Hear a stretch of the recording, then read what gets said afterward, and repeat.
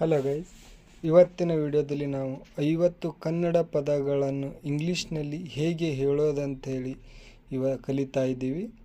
ಇಂತಹ ಸಣ್ಣ ಸಣ್ಣ ವಾಕ್ಯಗಳನ್ನು ಕಲಿತಾನೆ ನಾವು ಇಂಗ್ಲೀಷ್ನ ಬೇಸಿಕ್ನಿಂದ ಕಲಿಯಲು ಅನುಕೂಲವಾಗುತ್ತದೆ. ಮತ್ತೆ ತಡ ಈ ಕ್ಲಾಸ್ನ ಸ್ಟಾರ್ಟ್ ಮಾಡೋಣ ಬನ್ನಿ. ಹಾಗೆ ತಪ್ಪದೆ ನನ್ನ ಚಾನಲ್ನ ಸಬ್ಸ್ಕ್ರೈಬ್ ಮಾಡಿಕೊಳ್ಳಿ.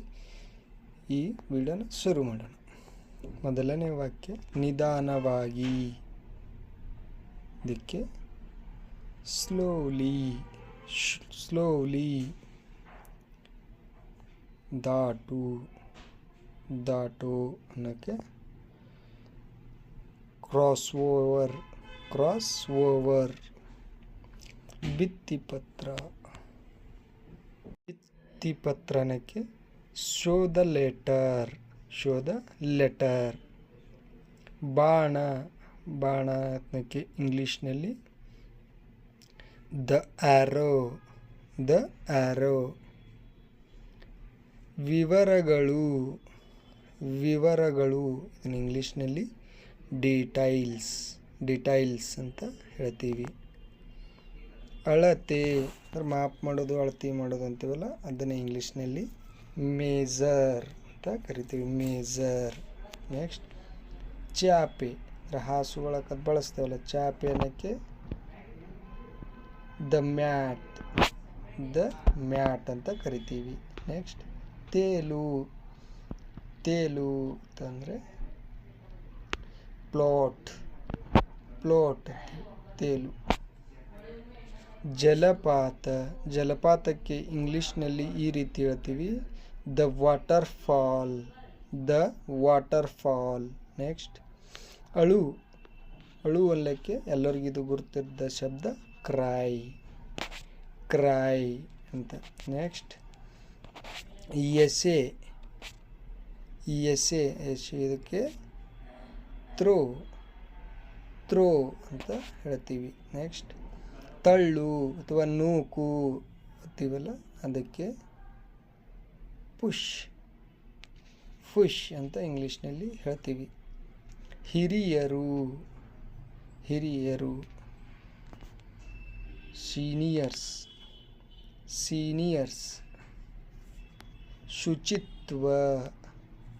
ಶುಚಿತ್ವ ಅನ್ನೋಕ್ಕೆ ಕ್ಲೀನ್ನೆಸ್ ಅಂತ ಹೇಳ್ತೀವಿ. ಪಾಲಿಸು, ಹಿರಿಯರು ಏನು ಆಜ್ಞೆ ಮಾಡ್ತಾರಲ್ಲ, ಅದು ಪಾಲಿಸು ಅಂತೀವಲ್ಲ, ಅದನ್ನ ಇಂಗ್ಲೀಷ್ನಲ್ಲಿ ಓಬೈ ಅಂದರೆ ಪಾಲಿಸು. ಓದು ಅನ್ನೋದು ಎಲ್ಲರಿಗೂ ಗುರುತಿದ್ದೆ ಕಾಮನ್ ವಿಷಯ, ರೀಡ್. ಮೆಚ್ಚುಗೆ, ಏನಾದರೂ ಒಳ್ಳೆ ಕೆಲಸ ಮಾಡಿದಾಗ ಹೇಳ್ತಾರಲ್ವ, ಚಲೋ ಮಾಡಿಯಪ್ಪ, ಅದಕ್ಕೆ ಅಪ್ರಿಷಿಯೇಷನ್. ಭೇದ ಭಾವ ಅಂದರೆ ಇಬ್ಬರ ನಡುವೆ ಏನು ಭೇದ ಭಾವ ತೋರಬೇಡ್ರಿ. ಡಿಫ್ರೆನ್ಸ್ ಭೇದ ಭಾವ. ಆರಿಸು, ಬೆಂಕಿಯನ್ನು ಆರಿಸು ಅಂತೇಳಿ ಆ ರೀತಿ. ಚೂಸ್.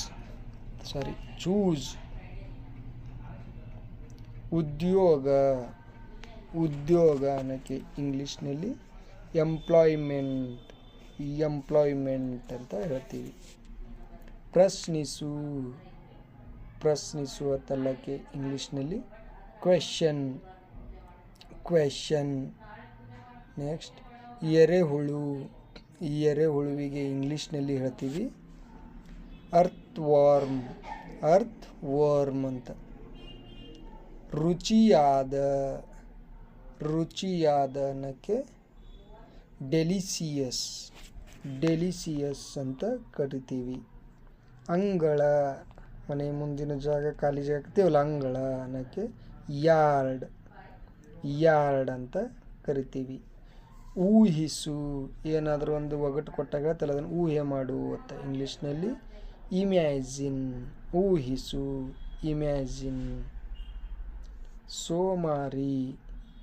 ಸೋಮಾರಿ ಅನ್ನೋಕ್ಕೆ ಲೇಜಿ, ಸೋಮಾರಿ. ಉತ್ಸಾಹ ಅನ್ನೋಕ್ಕೆ ಇಂಗ್ಲೀಷ್ನಲ್ಲಿ ಫ್ಯಾಷನ್ ಅಂತ ಕರಿತೀವಿ.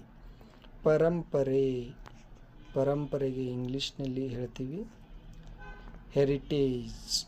ಹೆರಿಟೇಜ್ ಅಂದರೆ ಪರಂಪರೆ. ವಿಂಗಡಿಸು ಅಥವಾ ಬೇರ್ಪಡಿಸು ಅನ್ನೋಕ್ಕೆ ಶಾರ್ಟ್ ಔಟ್. Short out. ಸೋಲು. ಸೋಲಿಗೆ ಇಂಗ್ಲೀಷ್ನಲ್ಲಿ ಕೈ ಹೇಳ್ತೀವಿ ಡಿಫೇಟ್. ಡೆಫೀಟ್ ಅಂತ. ಅನಿವಾರ್ಯ. ಅನಿವಾರ್ಯ. ಇಂಡಿಸ್ಪೆನ್ಸಿಬಲ್.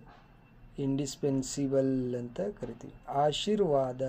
ಯಾರಾದರೂ ಹಿರಿಯರು ಹೇಳ್ತಾರಲ್ಲ ಒಳ್ಳೆಯದಾಗಲಿ ಆಶೀರ್ವಾದ ಮಾಡ್ತಾರಲ್ಲ ಅದಕ್ಕೆ ಎ ಬ್ಲೆಸ್ಸಿಂಗ್ ಅಂತ ಕರಿತೀವಿ.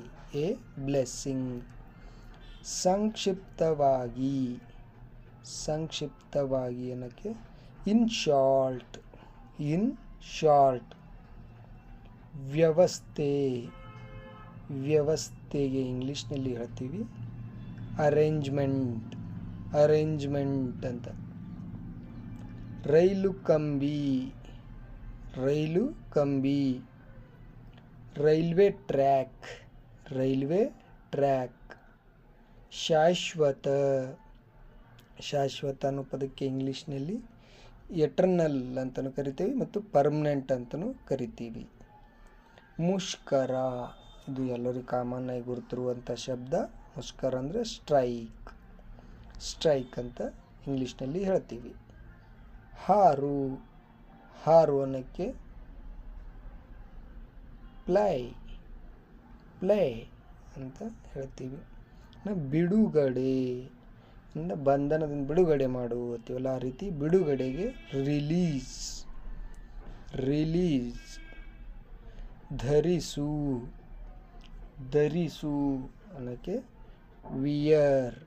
ವಿಯರ್ ಅಂತ ಇಂಗ್ಲೀಷ್ನಲ್ಲಿ ಕರಿತೀವಿ. ಹುಡುಕು. ಏನಾದರೂ ಕಳ್ಕೊಂಡಿದ್ರೆ ಅದು ಹೇಳ್ತೀವಲ್ಲ ಹುಡುಕದನ್ನು ಅದಕ್ಕೆ ಇಂಗ್ಲೀಷ್ನಲ್ಲಿ ಸರ್ಚ್. ಸರ್ಚ್ ಅಂದರೆ ಹುಡುಕು.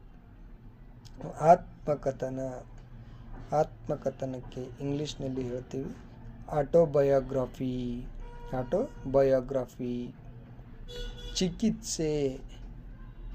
ಚಿಕಿತ್ಸೆ ಅನ್ನೋಕ್ಕೆ ಟ್ರೀಟ್ಮೆಂಟ್. ಟ್ರೀಟ್ಮೆಂಟ್ ಅಂತ ಕರಿತೀವಿ. ಪರ್ವತ. ಪರ್ವತ ಅನ್ನೋಕ್ಕೆ ಇಂಗ್ಲೀಷ್ನಲ್ಲಿ ದ ಮೌಂಟೈನ್.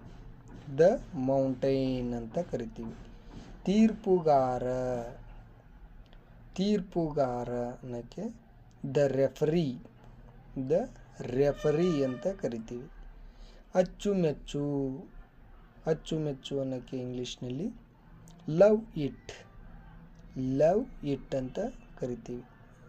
ಸೂಚನೆ. ಏನಾದರೂ ಒಳ್ಳೆ ಕೆಲಸ ಮಾಡ್ಕೊಂಡು ಸೂಚನೆ ಕೊಡುವಂತೇವಲ್ಲ ಹಾಗೆ ಸೂಚನೆ ಅನ್ನೋಕ್ಕೆ ನೋಟೀಸ್. ನೋಟೀಸ್. ನೋಂದಣಿ. ನೋಂದಣಿ ಇದಕ್ಕೆ ಇಂಗ್ಲೀಷ್ನಲ್ಲಿ ಹೇಳ್ತೀವಿ ರಿಜಿಸ್ಟ್ರೇಷನ್. ರಿಜಿಸ್ಟ್ರೇಷನ್. ನೆಕ್ಸ್ಟ್ ಅಭ್ಯರ್ಥಿ. ಅಭ್ಯರ್ಥಿ ಅನ್ನೋಕ್ಕೆ ಇಂಗ್ಲೀಷ್ನಲ್ಲಿ ಕ್ಯಾಂಡಿಡೇಟ್. ಕ್ಯಾಂಡಿಡೇಟ್ ಅಂತ ಹೇಳ್ತೀವಿ. ಕಹಿ. ಕಹಿ ಅನ್ನೋಕ್ಕೆ ಇಂಗ್ಲೀಷ್ನಲ್ಲಿ ಬಿಟ್ಟರ್. ಬಿಟ್ಟರ್ ಅಂತ ಕರಿತೀವಿ.